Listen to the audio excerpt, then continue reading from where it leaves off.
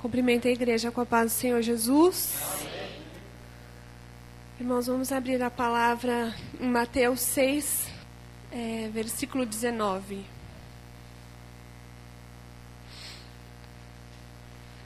Aleluia, Jesus. Não ajunteis tesouros na terra, onde a traça e a ferrugem tudo consome, e onde os ladrões minam e roubam. Mas ajuntei tesouros nos céus, onde nem traça nem a ferrugem consome, e onde os ladrões não minam nem roubam. Porque onde estiver o vosso tesouro, aí estará também o vosso coração. A candeia do corpo são os olhos, de sorte que se os olhos forem bons, todo o seu corpo terá luz. Se, porém, os teus olhos forem maus, o teu corpo será tenebroso. Se, portanto, a luz que há em ti são trevas, quão grandes serão tais trevas. Amém, irmãos, somente até aí. Agradeço ao Senhor Jesus por mais essa oportunidade, aos pastores, à nossa igreja e cada um, porque nós sabemos que nós estamos aqui porque um vai intercedendo pelo outro, cumprindo bem a missão de irmãos nessa terra. E hoje, o Senhor me fez ver de forma diferente aqui no versículo 22. A candeia do corpo são os olhos, de sorte que se os teus olhos forem bons, todo o teu corpo terá luz. Se, porém, os teus olhos forem maus, o teu corpo será tenebroso. Se, portanto, a luz que em ti há são trevas, quão grandes serão tais trevas. E, de acordo com essa palavra aqui, comecei uma reflexão com o Senhor Jesus sobre o que os nossos olhos têm visto, sobre um olhar bom e um olhar ruim, sobre aquela velha história do copo pode estar meio vazio ou meio cheio para alguém. Que tudo que acontece na nossa vida depende da forma que você olhar. Às vezes, uma grande bênção, você pode olhar para ela de forma de ficar completamente feliz, completamente satisfeito, de olhar e vibrar e agradecer e louvar ao Senhor Jesus. Ou você pode bater o ombro e falar, tá bom, né? E isso acontece muito, porque nada do que o Senhor Jesus faça parece ser o suficiente para nós humanos. Às vezes passamos tempos e tempos e tempos orando por algo, e quando aquilo acontece, ao invés de alegrar e encher o coração de gratidão, a gente pensa que poderia ter sido melhor. E o Senhor Jesus, imagina o olhar dele para tudo isso, né? Imagina de que forma que ele olha depois que ele luta por você no mundo celestial. Coloca os anjos ao teu favor. Faz aquilo que você clamou. E você não se alegra. E você não tem a devida gratidão por aquilo que ele fez. Como todo aquele povo que andava com Moisés. Depois de tudo que o Senhor Jesus fez, tudo que Jesus é Deus, tudo que Deus fez, eles tiveram a capacidade de ir contra Moisés e reclamar, e dizer que estavam fazendo errado, dizendo que era assim, que deveriam voltar para o Egito, que não importava tudo aquilo todo o cuidado do maná, que foi dito aqui na terça-feira pela missionária, pelas colunas de fogo, não, nada disso importava. Sair água da rocha, é só uma aguinha da rocha. Não importa o tamanho do milagre que o Senhor Jesus fazia ali todos os dias. Não era uma coisinha aqui, outra acolá. Era todos os dias. Diariamente, em todo momento, o Senhor Jesus cuidando daquele povo, e aquele povo ainda se rebelou. Porque nunca é o suficiente. E então, eu estava refletindo em Números 13, onde tem a passagem que o Senhor mandou a Moisés que fossem espiar as terras. E de 12, só 2 conseguiram ver que aquela terra era boa. 12 pessoas foram ficar 40 dias espiando um lugar. Vendo se a terra era bom, o tipo de gente, o tipo de abrigo. E depois de 40 dias, voltam 10 reclamando que o lugar não era bom. Que os rapazes eram mais fortes. E colocando um monte de empecilho. E aí me veio apenas uma pergunta. Será que o Senhor iria mandar que Moisés ordenasse ao seu povo ficar 40 dias espiando um lugar de bobeira? Será que Deus ia mandar 12 servos ficarem lá, vigiando, o tempo todo, para nada? Debalde? Que Deus é esse que tira 12 ali do seu povo para fazer coisas à toa, para perder tempo, para só ficar ali olhando? Se Deus me mandasse ficar 40 dias olhando um lugar, eu poderia até reclamar às vezes, porque eu sou um ser humano e eu sou muito reclamona e tenho que mudar isso. Mas eu ia ficar com os olhos muito atentos, porque se Deus mandou é porque algo de muito maravilhoso tinha ali.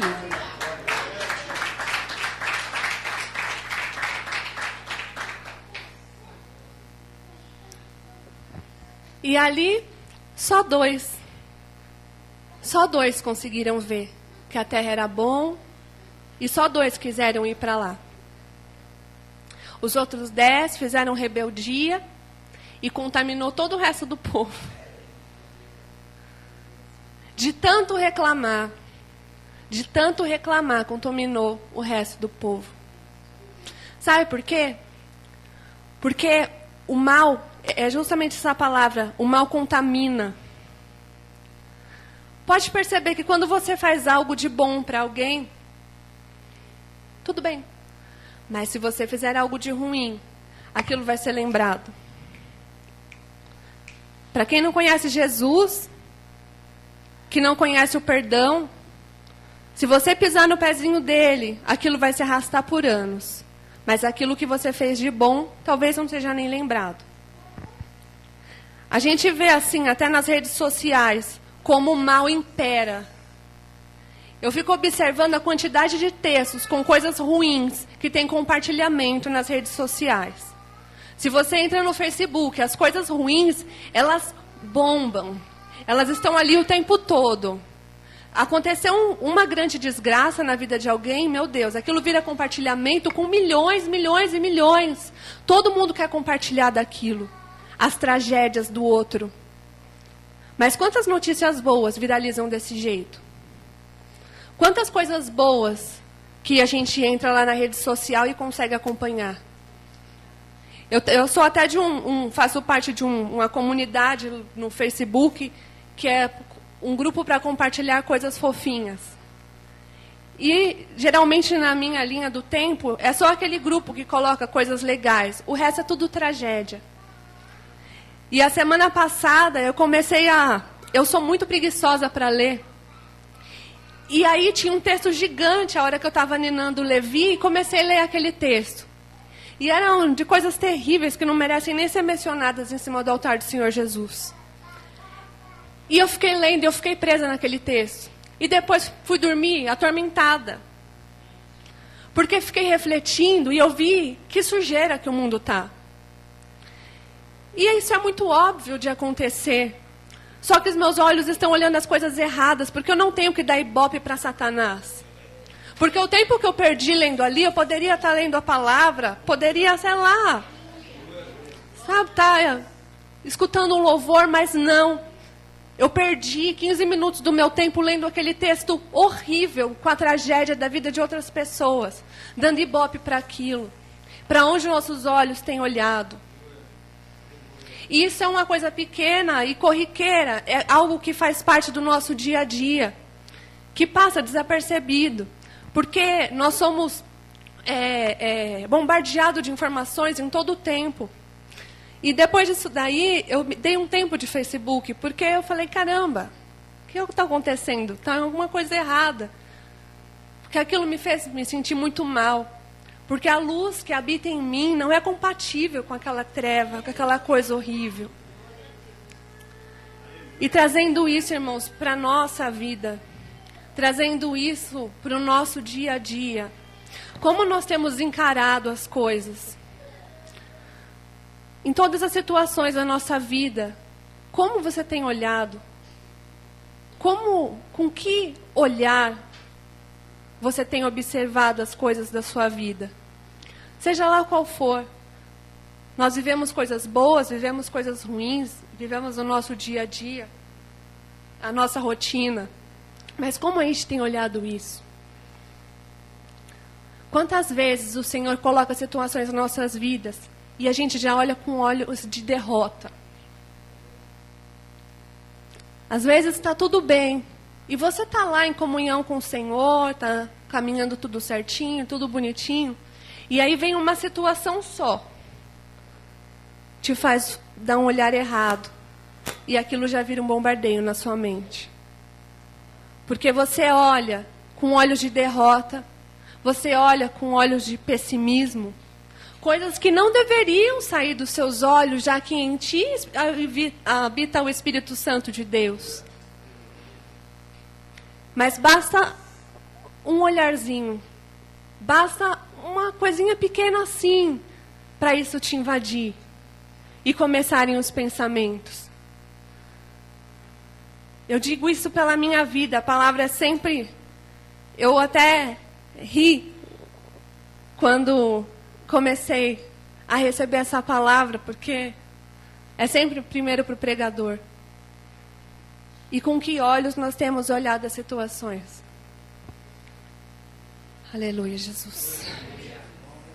O Senhor Jesus, Ele é a própria luz, como diz em Apocalipse 21, 23. Vamos dar uma olhadinha lá? Aleluia, Jesus.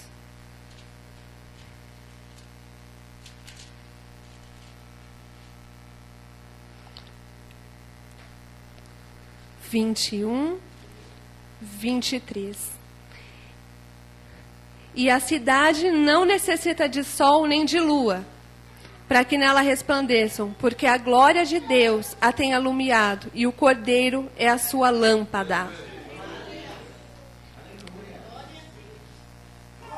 O Deus que alumia todo o céu, onde para nós vamos em breve, em nome do Senhor Jesus, é aquele que rege as nossas vidas. É aquele que nos escolheu e é aquele a quem nós decidimos servir. Aquele que aceitamos e entregamos nossa vida e dizemos, toma o controle, a nossa vida é tua. É esse Deus. Que Ele Aleluia, Jesus.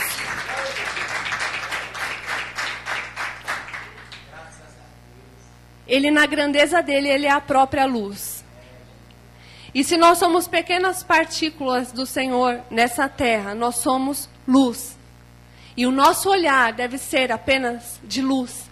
Então não importa o que esteja acontecendo, nós temos que olhar de forma com que o Senhor Jesus olharia. E não importa o tamanho do obstáculo, o tamanho da sua luta, não importa o tamanho do cenário que o Satanás está montando na sua frente. Nós temos que olhar com os olhos de Deus. Só esse olhar é o olhar do Senhor, é o olhar puro e iluminado. Porque a única coisa que pode acabar com as trevas é a luz. É o único instrumento que acaba com a escuridão, é a luz. Então não importa o tamanho da escuridão que tiver, quando você chegar lá no meio, tem que começar a iluminar. E vai iluminar. E conforme seu olhar vai mudando, vai iluminando mais. E Jesus vai colocando fogo, e Jesus vai colocando mais luz, até que tudo aquilo ilumine e simplesmente desapareça.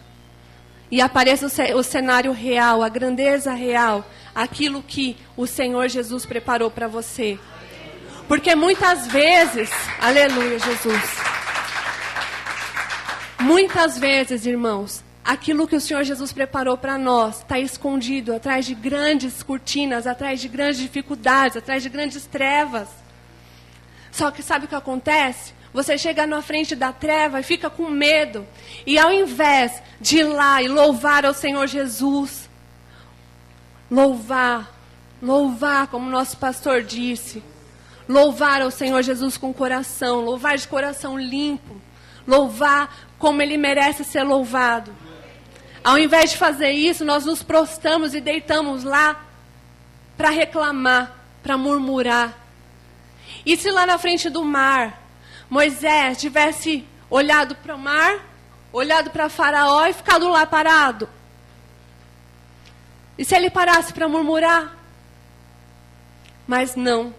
Ele olhou com os olhos de Deus. E foi por isso que o mar abriu. Porque ele ouviu a voz do Senhor e porque ele teve um olhar determinado, ele teve um olhar de fé, um olhar que o Senhor Jesus foi lá e inspirou ele. Por quê? Porque ele estava próximo de Deus. Porque ele estava próximo. E quando nós estamos bem pertinho de Jesus, tem medo? Não tem. Quando a gente está bem pertinho, não importa o que esteja acontecendo, a gente está lá, caminhando em paz. Está duro? Está difícil? Está dolorido? Está doente? Não importa. A gente está lá, firme, olhando com os olhos de esperança. Vai deitar chorando, mas com aquela convicção de que amanhã vai ser diferente. Aleluia, Jesus. Louvado seja o teu santo nome. E esse é o nosso papel nessa terra. De não só por nós, mas para o outro.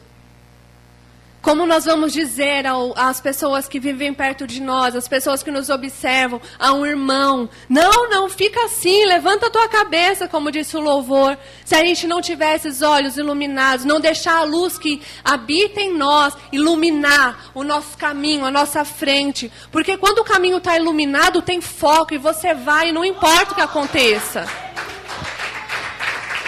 Louvado seja o santo nome do Senhor Jesus.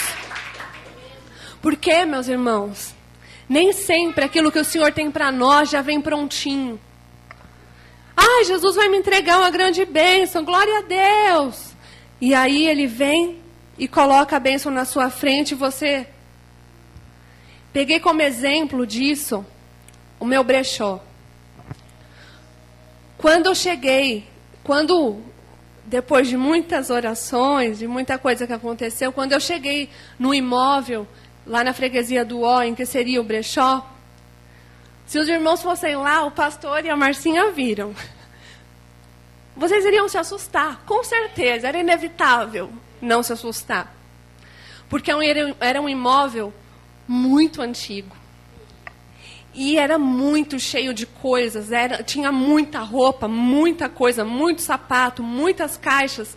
E eram 3 salas completamente tomadas por coisas que você não conseguia enxergar nem chão, nem paredes, nem nada.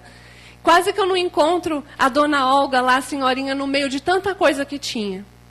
E quando a gente olhava para cima, o forro de madeira estava despencando e estava sendo seguro por ferros, assim, em diagonal. Mas um serviço tão porco que só pela misericórdia para aquilo não cair na nossa cabeça. Só que quando eu cheguei ali, o Senhor já estava na minha frente. Então quando eu cheguei, que eu olhei tudo aquilo, eu não consegui me espantar. Eu olhei e já vi aquilo tudo transformado. E aquilo me encheu de tanta... E eu fiquei com tanta pressa que desse tudo certo, porque eu não via a hora de poder ver a obra de Deus na minha vida, assim. Porque foi tanta oração, foi tanta busca, e a hora que eu cheguei no meio daquilo tudo, eu poderia ter falado: acho que não é isso não. Eu poderia ter recuado, eu poderia ter ficado com medo, mas não. Aquilo tudo me encheu ainda mais de força, me encheu ainda mais de esperança. E eu quis ir lá, lutar, me esforçar, como o pastor Eduardo acabou de dizer aqui. E é exatamente isso. Que forma que você tem olhado para as coisas que têm acontecido na sua vida? Olha com olhos diferentes a partir de agora.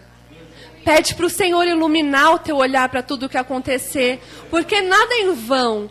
Assim como o Senhor mandou 40 dias o pessoal ficar lá espiando, nada é em vão. Não é. Então todos os detalhes que o Senhor Jesus faz na nossa vida, não é debalde. E a gente tem que ter essa clareza de pensar dessa forma.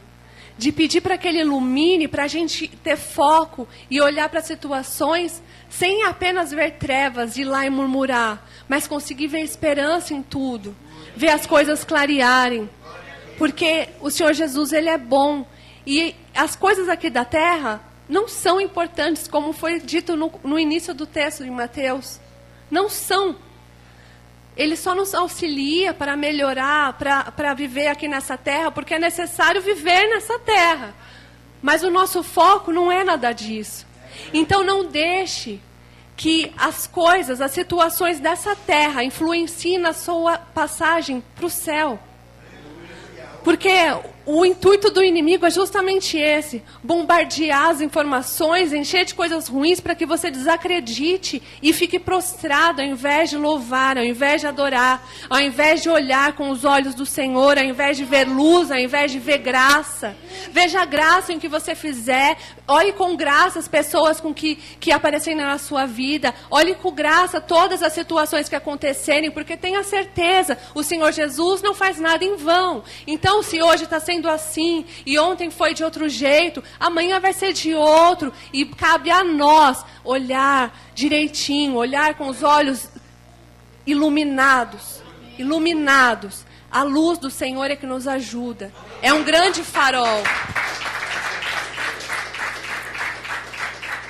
É um grande farol. Sabe aquele que cega todo mundo? Quando vem uma pessoa na direção contrária, com aquele farol no seu rosto que você não consegue? É mais ou menos assim, só que muito mais resplandecente a luz do Senhor. Então segue o inimigo, cega ele, que ele não pode contra a luz do Senhor. Então quando você chegar, a tua luz seja tão grande, que ele não possa suportar. E ele vai bater em retirada e as coisas vão ficar claras à sua frente. E aí você vai ver.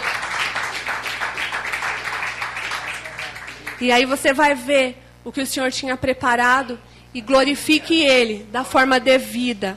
Porque Ele é Rei e o intuito dele é que nós iremos lá morar com Ele na glória. Eu agradeço a oportunidade e as palmas louvam ao Senhor Jesus.